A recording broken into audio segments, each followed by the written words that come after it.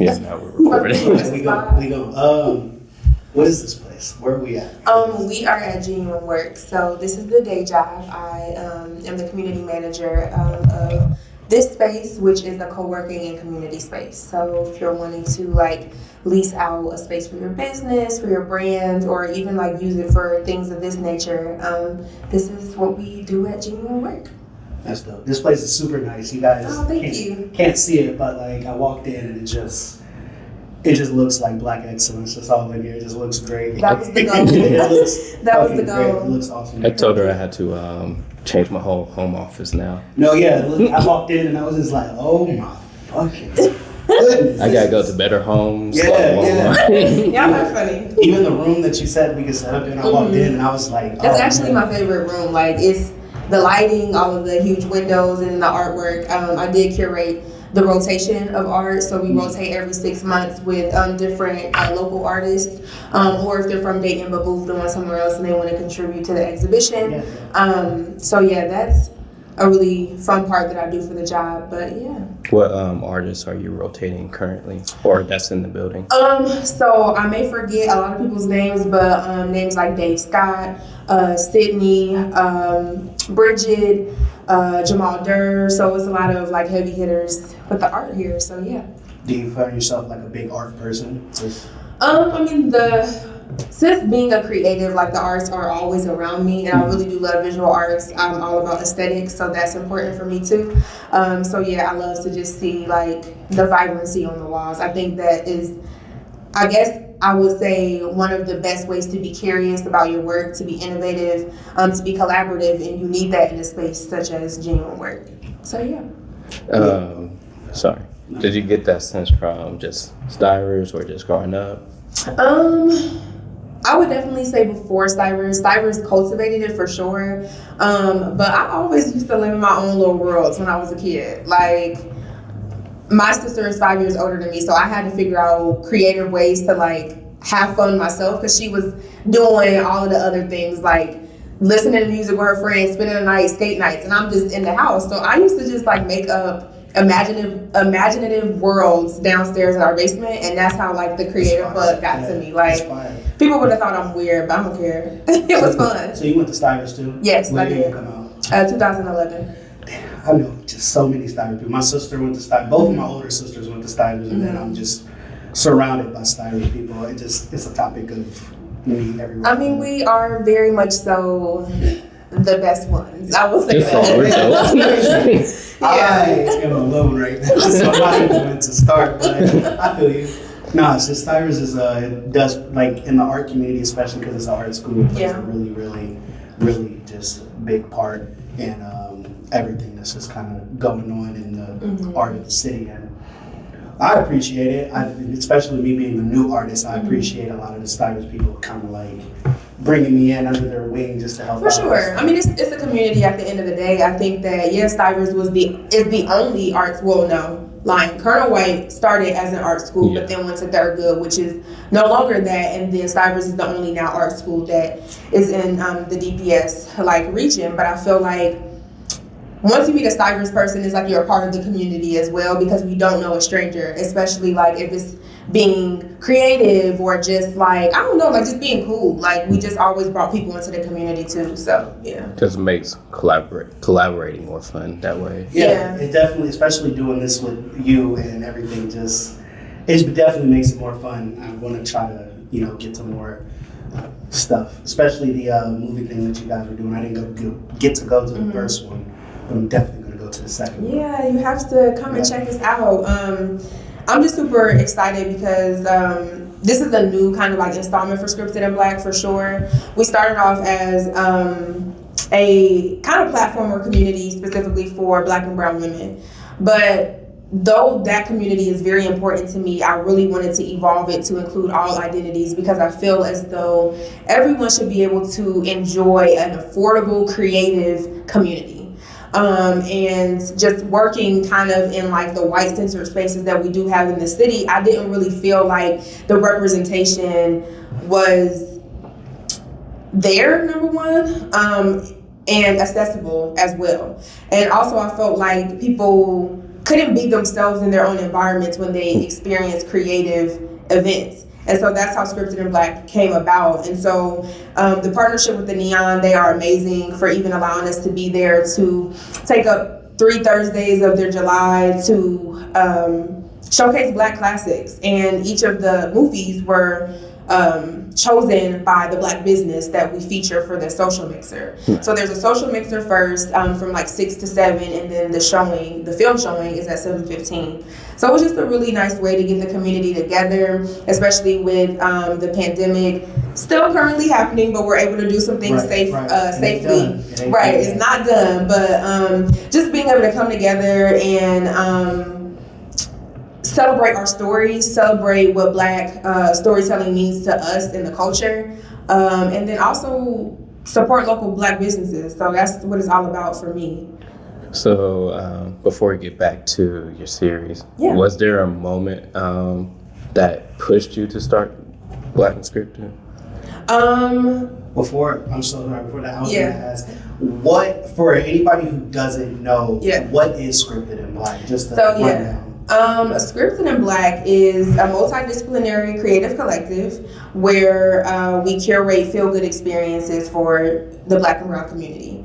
So that looks like different creatives collaborating to create that experience. And when I say multidisciplinary, I mean different mediums of art are fused together to create that experience. So for the movie series example, we have Black cinema, but we also have Black businesses, and then also like just community conversation. Those are 3 different things that are fusing together to create what you're going to. So that's what Scripted in Black is in a nutshell. And repeat your question that you asked me again, I'm sorry. Was there like a specific moment, like a day or a time, like that you wanted to made you start this? I honestly would say when I was in New York and I was during my internship, it was strictly theater. That is like still my love. I love theater, but I wanted to kind of get out of the traditional sense of how to tell a story or how to showcase stories. And during that internship, it was a lot. It was intensive. It was 16-hour days. It was nonstop, being paid very little. But I also saw a lot of the things that I did not want to do in the industry. Like I still saw that was probably 2015. It was still a lack of diversity, a lack of inclusion in telling our stories, but most importantly, it was the people who were in charge of telling the stories. And I'm like, it doesn't feel right still for me. And so like I felt a message to tell me to go back home and to create something that first benefited my city, because the goal is definitely to not just stop at Dayton, but make it be a worldwide thing. But to create a space where unconventional creatives are heard and seen and their work is valued and respected, but also taking it to the community level of providing those kind of experiences for people who like and enjoy them. Because I think sometimes when we think about the arts, we think very traditional, and we don't think that it can really merge into a social life, but it can. So, yeah. What was your internship? I was an artistic admin at a kitchen theater company in New York. And like I said, overall, it was a really great learning experience, but I just found out a lot of things and I'm just like, this is not for me. So it was kind of disappointing because I just knew I was going to be like a Broadway director, producer, but Do you still think that's something you might want to do later down the line after you get done with just kind of everything that you're doing here, and then down the line when you have everything set up, just something just like I will try my hand at this again, I don't know. I would say right now, kind of how I'm feeling, probably not. Like I will always enjoy the art of theater, always. I have a lot of actors and actress friends, as well as like producer and director. But if I did get back into that kind of entertainment, I would probably do more TV, show, and film. I would probably be in that room more than anything. Yeah. Like Issa Rae. Yeah, that's really, honestly, that's really my inspiration. Like everything that she does, like from just breaking out from starting at YouTube and then going to her shows, but then also like diverging off to like the radio, like other things that she has in her hand, being in so many pots, like that's my ideal like career. So yeah. I like that. So what made you like love theater? I would definitely say Stivers is what brought the love of theater on for me. When I auditioned, this is not trying to brag or anything, but I got in for everything I auditioned for. So I auditioned for like 5 things. And at first I was like, do I want to keep dancing? Because at that time I was already a dancer. I was already kind of like singing in choirs and stuff like that. But I ended up choosing choir and theater.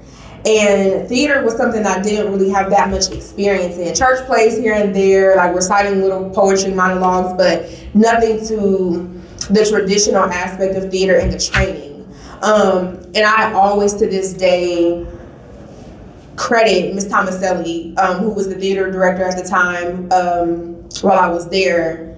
I really credit her to exactly what I'm doing now. Like, she pushed me into the role of, you're a great performer, like you do great on stage, but I want to see what you do behind. I want to see like your directing capabilities. I know that you can command and lead a room, so let's see that. And I tell her, like, even though I'm not directing plays, I'm still curating and directing experiences and events and planning that. And so I will say I gave her all the credit for her leading me into what I'm doing now. So yeah. Do you have a crazy, how do I want to phrase this? Because I had it and I was like, no, that's a bad word. Do you have okay, I can say this. Did you have a crazy, I guess, play moment? Yeah, I'm gonna say that, play moment growing up, like in the church plays or at Stivers or past Stivers? It's always something crazy going on behind the stage. It is. Like, a crazy moment for me though, I'm trying to think. I completely blacked out on like 4 lines for a play. Did you freestyle them? Or? I did. Of course. Like, I'm not about to go out like that. I'm not about to go out like, she didn't know her lines. Like, what's going on? Did she prepare? Did she practice? But that was like, I've never felt that bare and like, what the hell is going on in my life before. So that was really like, What was it for? Do you remember the play?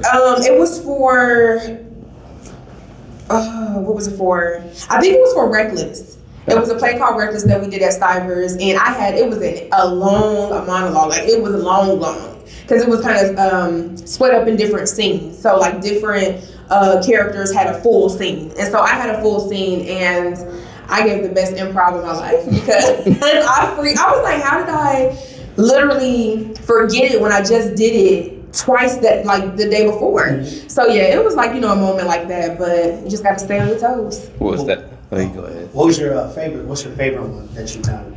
My favorite. Was it something like a big play that like everybody knows? It was a musical. It was called The Apple Tree. Okay. And The Apple Tree has 3 musicals in one. And so myself and Sterling, which is one of my close friends, we were the leads. And yes, we were the leads in the second one. And it was called, what was ours called? Ours was called The Actual Apple Tree. That's what ours was called. And so yeah, that was pretty fun because I got to include like dancing, singing, and acting all in one, which were all the things that I did at the time. So yeah. Awesome. When you had a blacked out on 4 lines in your monologue, was that your worst fear to that point, or was there something else that was like? Oh, definitely. Like, I didn't really have that many, fears like with performing and whatnot. But I will say, like, now it's forgetting a key event detail, like forgetting to do something very key that kind of is equivalent to like losing lines on stage for me, because I'm very organized. I'm very like all of these things, like I know the things that are going to happen. I know it before, or like just kind of how I like strategize with things or whatever. So yeah, that like not remembering a key detail, that's gonna irritate me. What's your favorite movie? Or that's probably like a totally like shift. But I feel like all this is leading to like just film in general, because that's what it sounds like. That's kind of where another part of your love is, just film in general. What's your like favorite like movie or movie series? Or my favorite movie is Love Jones. That is my favorite all-time movie. I have a confession. I just seen that movie 2 months ago. That's your business, but that's like.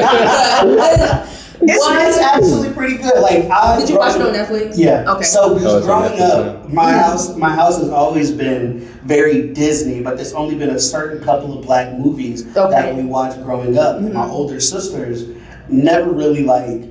I never hung out with my family, honestly, unless it was to watch the like Disney movies and stuff. I was always in my room playing video games, listening to some music, stuff like that. So I never was able to be around when my mom was watching those movies. But I watched Love Jones for the first time, and that boy can write some poetry. Yeah, he can. Yeah, he can. It's just the whole vibe for me. Like that's my vibe. Like the soundtrack to like the way that the script was written to just like that kind of love. Like I am very much so a romantic. I will say that. So yeah, that was everything for Black love for me. So Love Jones is my top movie. Is so like how everything played out. You're a romantic. How everything played out in the movie. Is that like the perfect love story? No. What would be the perfect love story to you? Like something like how would you plan out a fairy tale, picture perfect Black love story? Like it wouldn't be Love Jones. That's not how you would do it. I would say this. I would love some type of artistic, like that kind of feel to it. But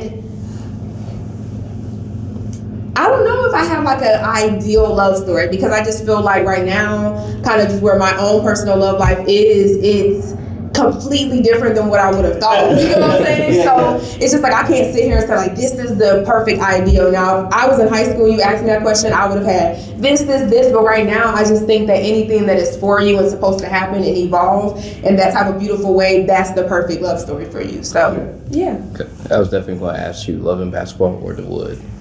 The Wood. It's easy. The Wood. Yeah. The Wood. No, don't get me wrong, Love and Basketball, I do love it, but people be hating because it's not a bad movie though. It's not. Like they really try to make it seem like it was a dumb movie. It's like things like that could happen, but I would say it was more real. It's like real life. That's not how it happens. But I would say The Wood is just always a classic for me because it's hilarious from beginning to end. That's my top 5 favorite movies. Yeah, like The Wood is in my top 5 too. It's Love Jones and then The Wood. Yeah, I would say. really What's the others?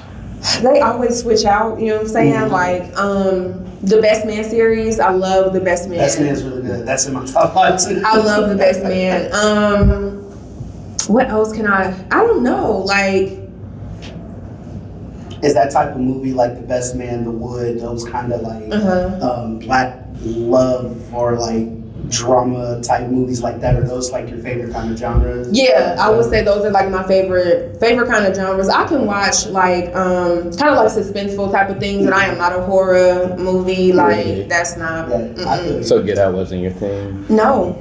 It was great. But if somebody asks like, Dana, let's watch Get Out for a movie night. No. I was freaked out. Like. Oh, you were freaked out by yeah. that. So you can't even go to the deeper like gory, more like. Oh no. Okay. I understand that. I'm squeamish. So any type of like paranormal type stuff, absolutely not. Like I just and I've sat and watched them because my sister and them love that type of stuff. But I think it was probably after The Orphan, and that wasn't a paranormal thing. It was just that was crazy. I told my sister, I was like, I'm not going to any other movies with you. I do remember. Yeah, it was like a child. I thought it was a bad movie. Button thing going. Yeah, that's what yeah. So it was a little weird, but those are the type of movies that I'm really like drawn to. Like when Issa Rae did The Photograph with I love that movie. What's his name? I don't know. Is it no? No. I know what you're talking about. Him. Everybody loves him, but I just can't think. Lakeith Stanfield. Yes. I loved that kind of like feel. It was good. Movie, That was good. I really liked that movie a lot. It really put you in your emotions, low key. Actually. Yeah. That's why I haven't watched it yet.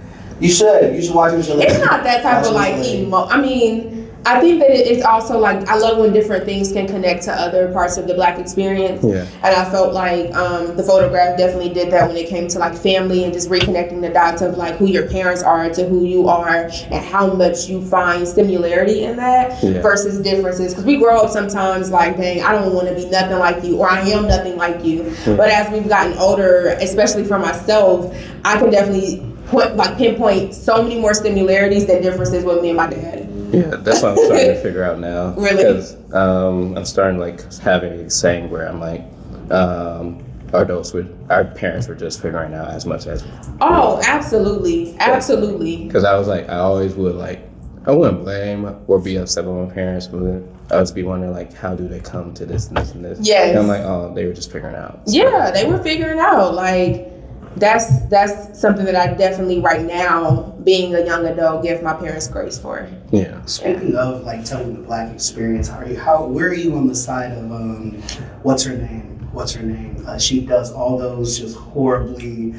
Are you going to say who I think you're going to say? Yeah, I can't think of her name right now. The girl who produced The Chi. Yeah. She has a way of just kind of like, she's on the shit list for Black people right now, and she's just. I don't have mixed emotions, but I feel like she just one of those. There's Black creatives that I just enjoy. Hold on, I gotta find it. Lena Waithe. Yeah, Lena Waithe. Yeah. So like, I just feel like a lot of people, they feel like the Black story has always been told with just strife. Yeah. And just strife every single way. There's always some sort of trauma, some sort of, and honestly, that's what kind of sells in Hollywood. But like, where are you? It's definitely like what I feel like, especially just to the point of what becomes valuable or sellable in Hollywood, because it's still capitalizing off of just, I call it Black trauma porn. Like you always want to see something that doesn't uplift, instead of it just continuously perpetuates stereotypes, or it continuously, and I won't even say it shows us in a bad light, because that's all of what we are. Like I always say that we're not a monolithic people.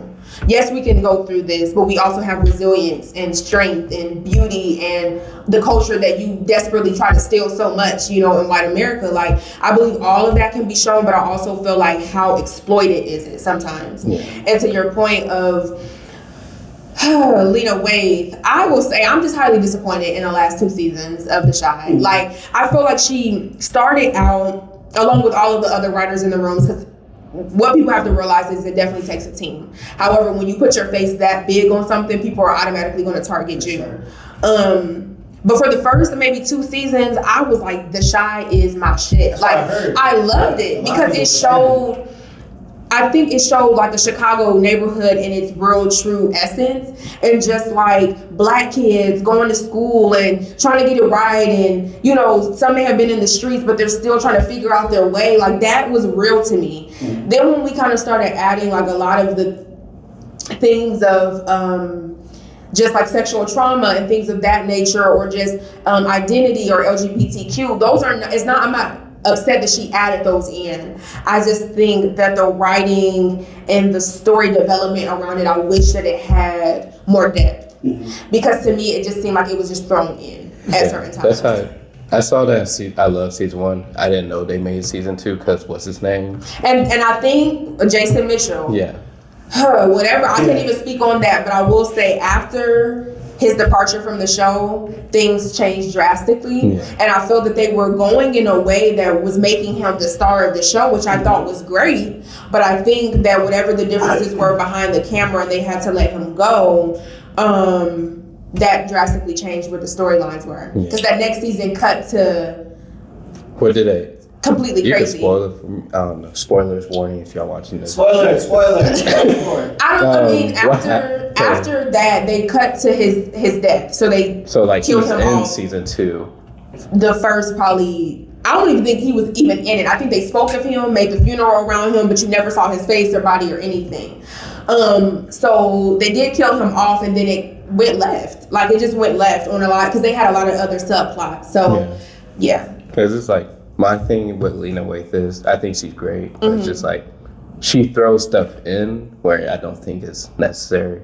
Because I will say I support her, like, kind of ideas, like, she doesn't see a lot of, like, Black LGBTQ stories. Yeah. And she wants to put that in. For sure. That's fine, you could do with that, but I feel like it hasn't been, when she does that section, it just hasn't been organically. Like, and that's what I said, like, more depth. I think all of the things that she's bringing into the newer seasons are important. Yeah. I think the representation is important, and I love that she's building a community of talent, whether it's behind the camera or in front of the camera who are willing to push these stories forward. That's all great and necessary. However, I would have wanted as a viewer and as someone who loves TV shows for it to have more depth to us bringing those things around. So yeah.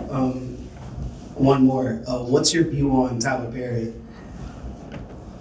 I think, aside from the work, okay. I don't think he has a lot of he has some stuff that's a little he doesn't have to go that far with Medea. But I feel like a lot of his stories and movies aren't that bad actually. They're not terrible. I mean, my thing is this: I'm never going to knock a black man who has came up the way that he did in this industry, who has made a name for himself, low-key, I don't say by himself, but you get what I'm saying, who writes every script, who produces, who literally gets it out of the mud in this industry. I'm never knocking him for that. I'm never knocking him for, his recent accomplishment of making a Confederate Army base be his complete grounds for the Tyler Perry studio. Yeah. That's commendable on its own. Now, I think his work is another arguable story, right? There are certain gems to me, like Why Did I Get Married? I love that movie. But it's just some his plays, I think that his early on when he was doing the church plays, or not church plays, but more geared to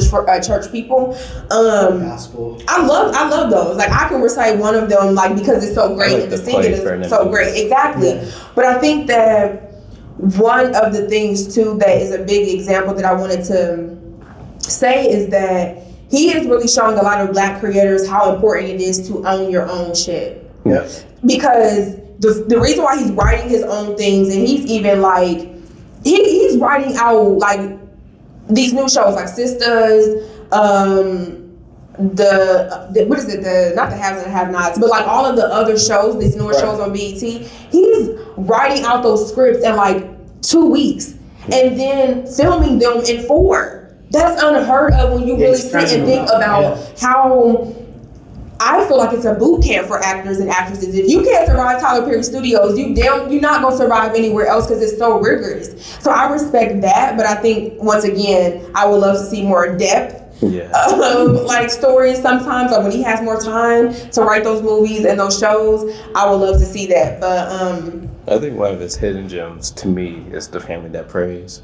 Yes, that is, yeah. That was a little bit more time in his hands, I would say. Yeah, because it was basically about these two friends. They're older now. Mm-hmm. One of them has Alzheimer's, so she wants to go on this trip basically. But before she goes on this trip, that her and her friend are planning, because she owns a multi-billion-dollar company. Mm-hmm. Her son is trying to overthrow her, and her friend's daughter is basically having an affair with the son that wants to take over. Damn, that's a lot. He gonna give you drama. Yeah. He gonna give you drama. It's never gonna be a thing dang, I wish we had a better end. Not a better ending, but a happier ending, nothing big happened. He's gonna give you twists and turns every other 5 minutes. That's just what Tyler Perry does. But I respect him though. Some of his movies are good to me. I like was it that Temptation movie?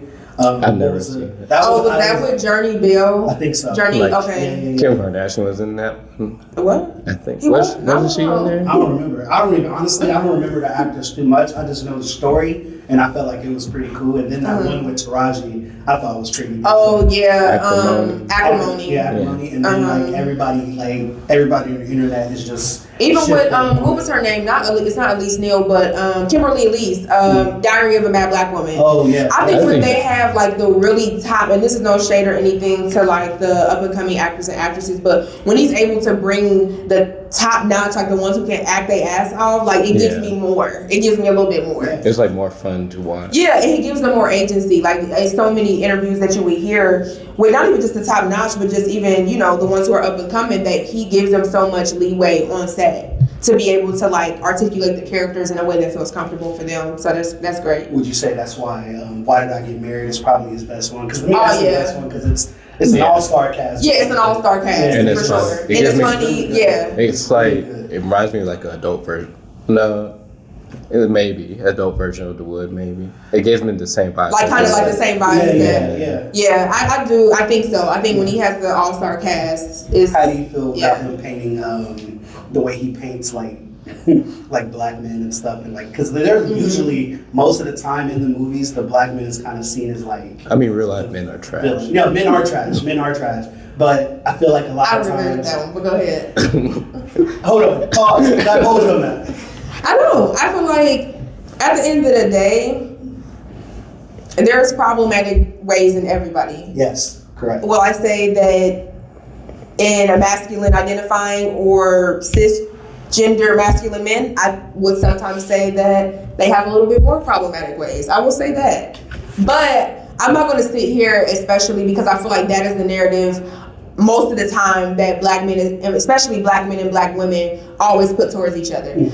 Black men ain't shit, black women ain't shit type of thing. And it's like, I'm not that type of person to like go into that because I feel like if you're who you are and you know that you need to grow and heal and things of that nature, then just let it, you know what I'm saying? Just let it be that. I feel like sometimes people meet each other at different parts of their lives and they don't take accountability for a lot of things, you know what I'm saying? Right. And forgiveness and like all of those things, it's a work in progress. And so I feel like anybody in this room can say at one moment in their life they wasn't shit.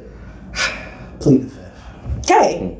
You know what I'm saying? I can sit here and say that for myself too. Like, dang, I probably should have handled things differently had I been, you know, if I grew from the situation or healed or whatever. So I think it's really more of a thing. Like, I'm not gonna say men are trash. Like, I still have hope. Like, you know, especially in my black men. Now, white men, that's a whole different story.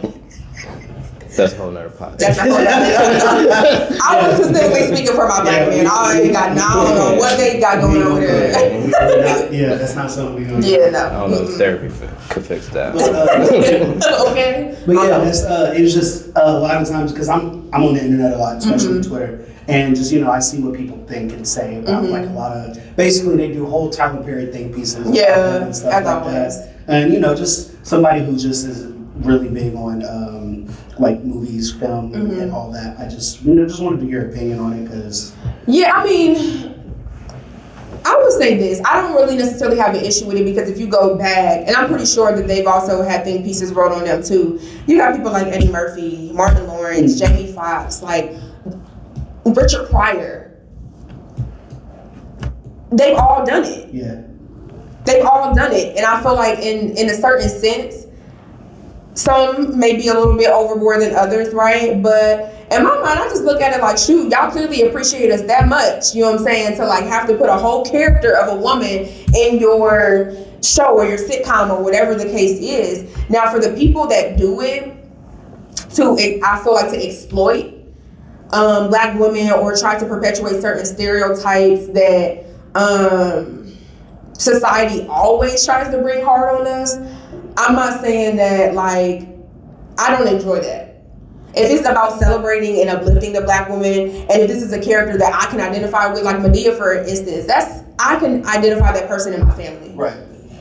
With Shanae for Martin, I can identify somebody like that, you know what I'm saying, in my family. Like, when it's those kind of characters that I think bring home, like, the aspect of, reference and relation, that's cool. But I feel like the ones who you're really doing this because you really hate black women, I don't care too much for that. Like, if you can tell like self-hating prophecies being put in skits and stuff like that when you're trying to like represent a black woman. And for that, I think that you need therapy. I think you need healing. Something happened in your life where for sure. you hating the person that created you. Like, weird. For sure. Yeah, it's a little weird. Some like mom thing. Yeah, for real. Yeah.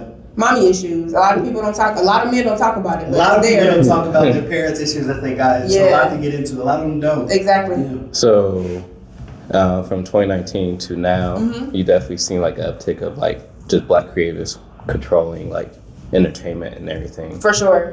What is like your favorite? It could be movies, like any medium. What is like has been your favorite project to watch? Ooh. Insecure. Yes. For sure. Yeah. You want to know something too that I do every day? I'm going to put myself out there, but I literally watch YouTube every day.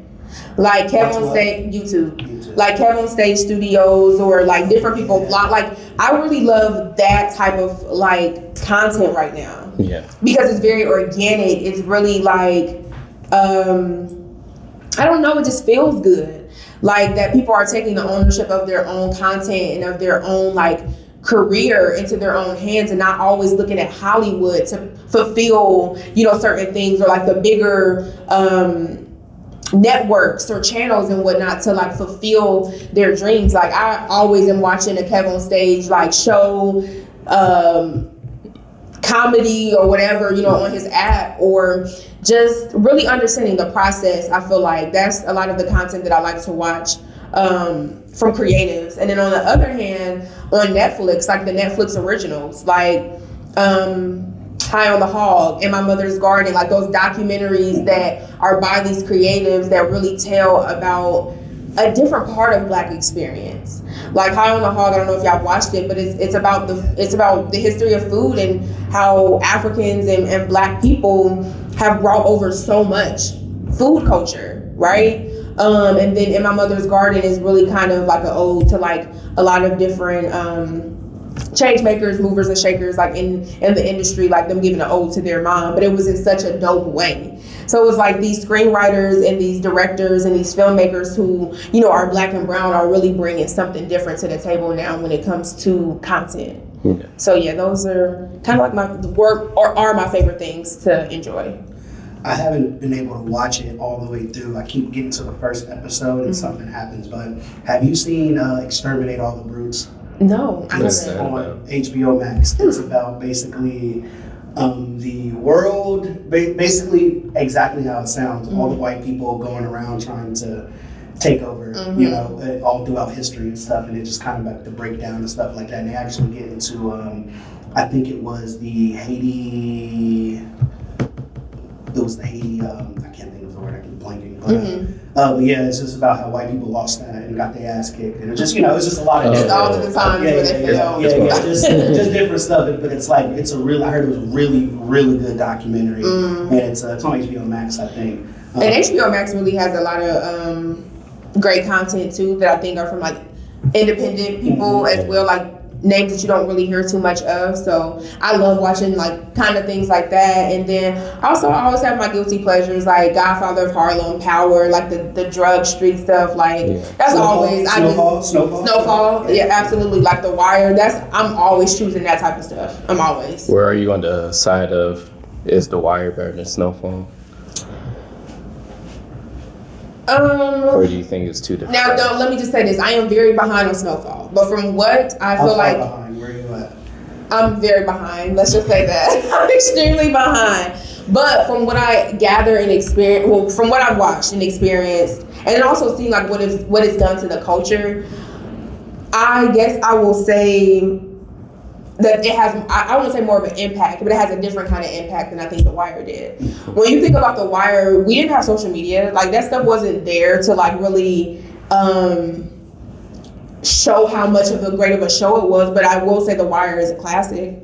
I will say it wouldn't be a Snowfall without The Wire.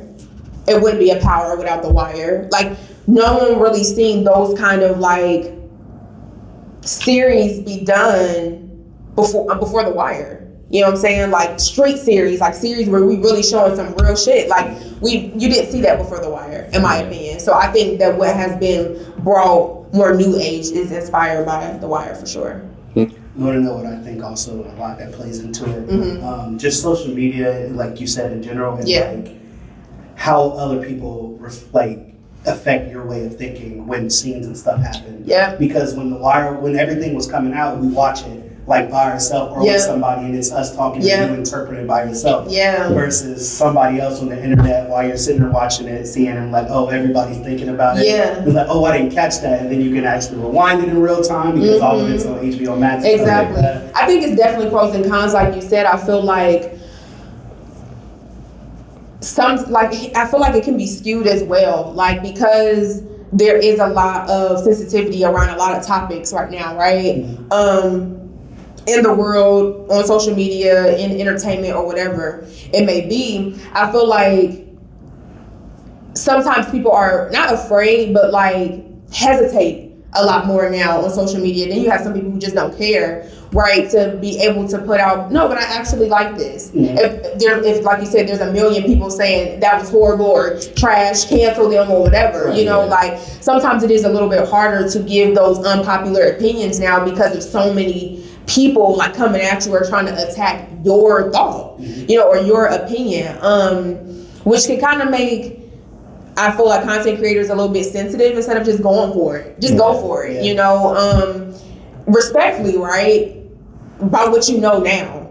Because sometimes you can't crucify somebody for ignorance that they've grown from, you know. And I think a lot of the time social media can be used for that. Like they can't wait to dig up old tweets, can't wait to do all of these things. You don't know where this person was then. You know, and if it was problematic, okay, yeah, we can call them out on it. But what if they've grown and learned from that now and no longer subscribe to their school of thought back in 10 years ago? A lot of people, you can't like just say, oops, I'm sorry. I didn't You do can't. that. You cannot do that in this culture, in this day and That's a age. big problem. Yeah.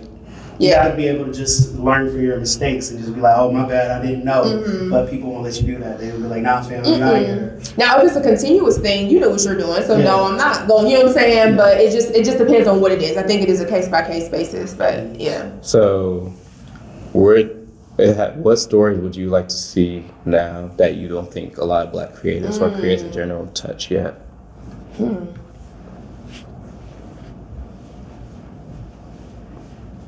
That is a really good question. I would probably stick with like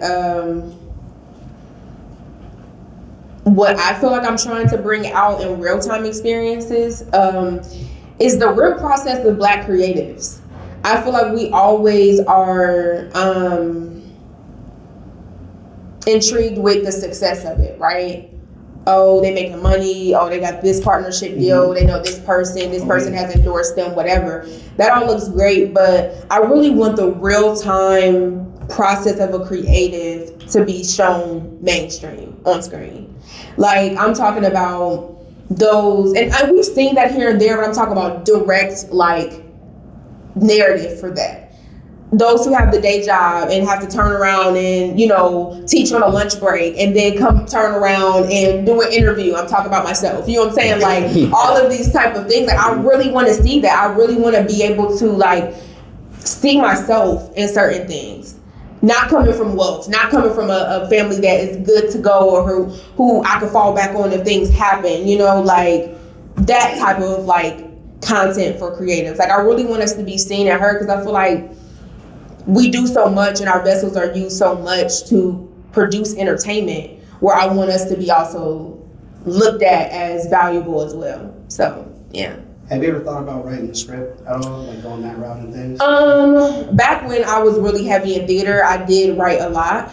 I have a lot of ideas and stuff for like shorts, but they're still in my iPhone. Like I never really acted on them yet. And I guess I'm just waiting on God to tell me when it's time. Cause right now I don't feel like he telling me that. But tomorrow could be a different story. Could be a different day, yeah. So, I was just saying, like, cause you just said you want that in the mainstream of what like Black creatives do to get to that end point.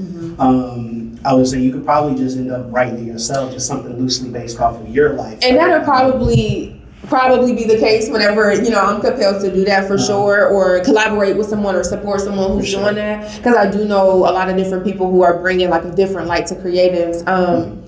But I think right now my task, my purpose is to bring stories to more community spaces through events, and not necessarily like it being a feature film or a short or anything that you can watch, but just the experience of it, to feel good around your people in familiar spaces, but you're experiencing something that's creative, that's expressive, that's representative. Like that really brings me joy to create the type of events we do for Scripted in Black.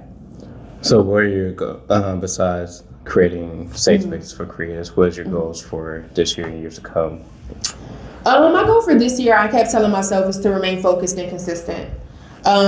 We relaunched Scripted in Black at the beginning of this year. And I knew that we relaunched it in a whole different way. So that was exciting to do, but I also knew that it was going to be slow to catch on, right? Of a following and a community base, because we did open it up to all identities. So my goal this year was just to remain focused and consistent on the why that I'm doing this, because this is purpose work for me. And then like for years to come, like Scripted in Black is gonna be traveling. Like I am making, of course, Dayton our first host city, but I really want to have at least 8 other ones in the entire world. Like I think that Scripted in Black needs to be in more underserved communities.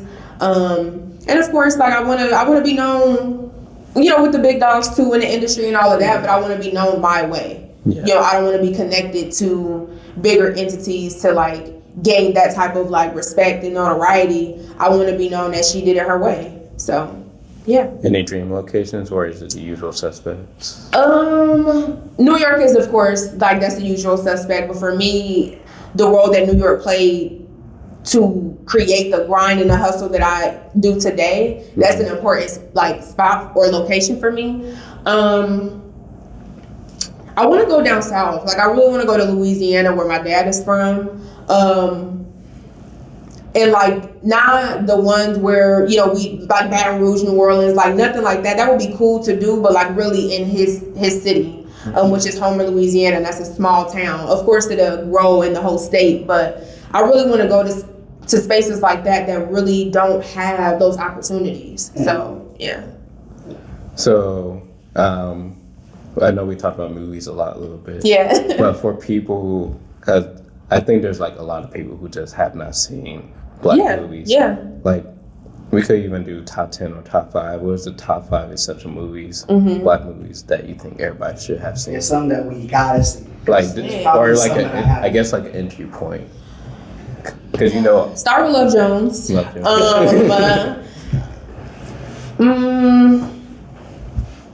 Do you think Roots need to be on there? A lot of people think. A lot of people think that, and I don't. Not for me. No. No. For me. Great. I don't.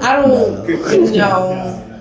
I don't think I need to see that to know, but I will say, you just put me on the spot. 5 Black movies that you need to watch. I think you definitely. 5 or 10. No, you know, I can't do 5. I can't do 10. Definitely. Okay, I'm not gonna give movies, but can I just give like different people's like catalog that I think that you could just like dip into? Yeah. Spike Lee for sure. Like dip into some Spike Lee movies wherever you want to start. Denzel Washington, definitely dip into what he's got going on. Like for, I don't want to say the typical movies, but like, I don't know, like Malcolm X, when he portrayed Malcolm X, that I think that was the best portrayal, hands I don't think there down. needs to be another one. Who else? Just recently, because it just came back on my radar. I don't know. Do y'all remember Rise, the like movie documentary about pumping? Yeah. Yes. Stuff like that is like what I will really just bring people to see, because it talks literally about our culture, like things that you don't necessarily see all the time. Like I will kind of suggest those kind of movies. Kerry Washington, she has a lot of great like contributions to like Black film. Scandal's my top 2 favorite show of all time. Yeah, like those kind of movies. How do you like feel some about- black love movies for sure. How do you feel about the Black actors? Well, it's only a few that kind of trend. I don't want to even say transcend like the race thing, but like kind of cross over really well into like the Black one. Like Will Smith comes to mind. Yes. How would you feel about like saying that he's one of the people that you should dip into the catalog? Because he definitely. Oh, for sure. I don't think he portrays a lot of like Black. Yeah, I get what you're saying. Yeah, Black, Black oriented roles. Yeah, Like that. A lot of this stuff is definitely. It's very universal for him. No, I would definitely add him into that list as well. I think that it's not, to me, it's not necessarily like always about the content. When you look at actors, and just because I am one, like it's how they portray that world. It's like like on Fresh Prince, for instance, I would probably say that was the blackest thing that he's done. Yeah. Now, I can't talk about the producers, directors around it, but a black family, the black unit, I think that represents that well. But I think that showed a different kind of black family. Yeah. Everybody wasn't the Huxtables. Everybody wasn't, what is the other, Jeffersons. the Jeffersons, or even going further than that, Sanford and Son, or just everybody wasn't that kind of family. But a lot of people could have been the Fresh Prince. Mm-hmm. A lot of people could have been Parenthood. A lot of people could have been, a lot of these other type of families. And so I really love that he portrayed that in Fresh Prince for sure. Mm-hmm. So yeah, I would add him to that list. Okay. Yeah.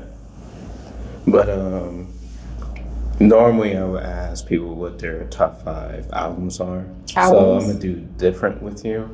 Top 5 Broadway or movie soundtracks. Can we do albums? Because Yeah, we can do albums. I like music. I'm a music head. Dang. I'm not gonna give all Beyonce. I promise. I mean, nobody's going to. Okay, I am gonna put Beyonce 4. That's Thank you. Really? That's the Nobody album. wants to talk. That's her best album to me. Really? Yes. Okay. hands down. Okay. Okay. Okay. Do you have something else that you want to say about Beyonce? That's over 4 To me, To you. to you. Okay. it's lemonade. Oh, To me, it's lemonade. I really look. No, I'm not gonna say Lemonade wasn't good. Lemonade was great, but I think that was a different kind of work.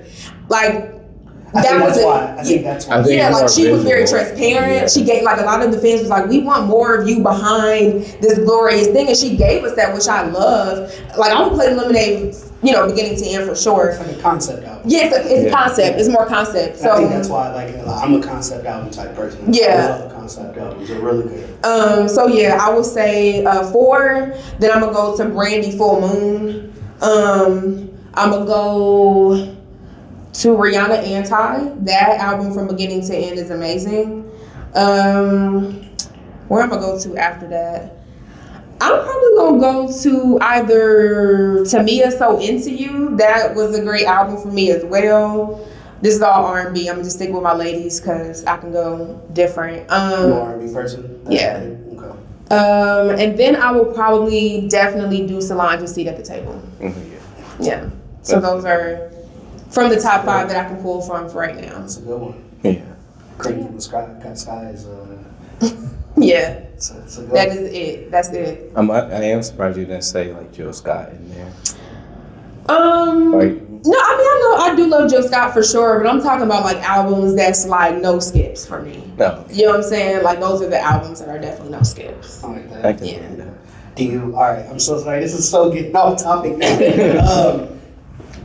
What about like the? Because I like you talking about music, and music's my shit. The like neo soul thing, because the albums you listed are just straight up R&B.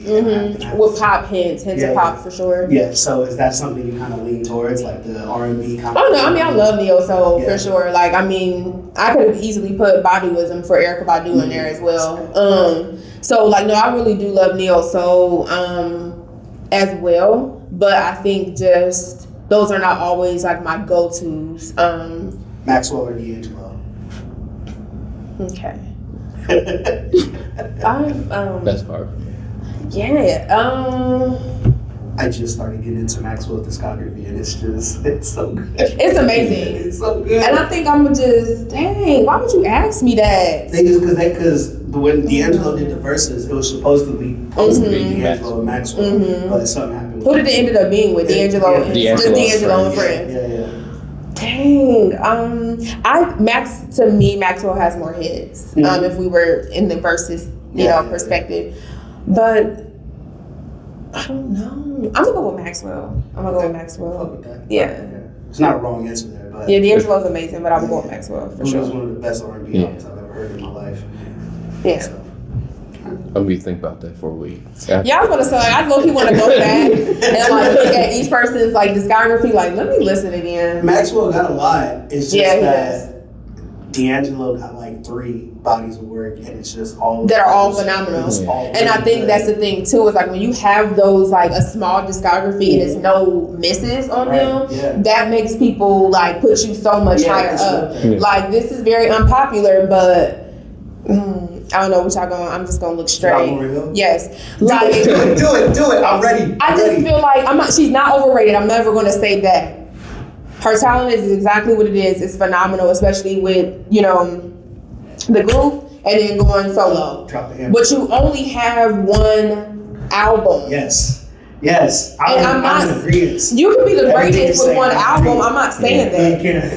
I feel like if your talent is like if you can't deny the talent, like to me, I feel like you can be the greatest with anything, right? But I just feel as though like when people try to like, I don't know, like if they try to put her against other people who just have there's no longevity. And that's what I'm saying, the longevity. In the project and you're still performing the same thing, you know, the same thing. So it's just like, you know, that's another argument. It's like if you make, let's like go back to the movie thing. It's like you say you make one movie and it's really great. And you never make a movie again. People are going to idolize you for that one movie, but then other people will be like, but like, she just got one movie, you know, and it's other than. But like I said, I think right the time when she also dropped her album, she hit the culture with a very hard impact. So you can't, sometimes when people like, especially those who lived at that time and were probably of age to know all of these things, right?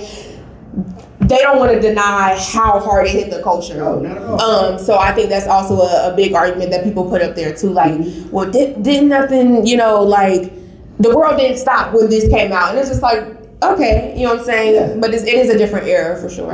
Do you feel like some artists currently, they could have just had one album and that was it for them? Some of them need to just have one album.